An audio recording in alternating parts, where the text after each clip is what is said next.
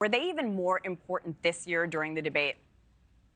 I think, yeah, very much so, especially for the facial expressions.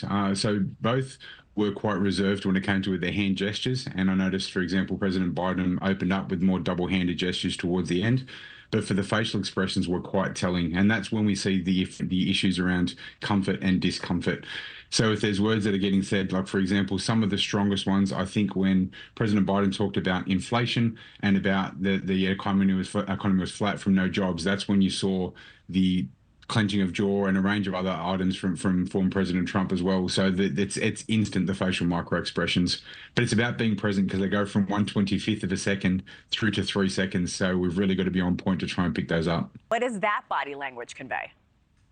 There was a couple of times where his mouth opened suddenly out of shock and surprise. And I think when former President Trump mentioned the words as well, I think that about black people being super predators, there was a micro expression and a flash of surprise, but then fear.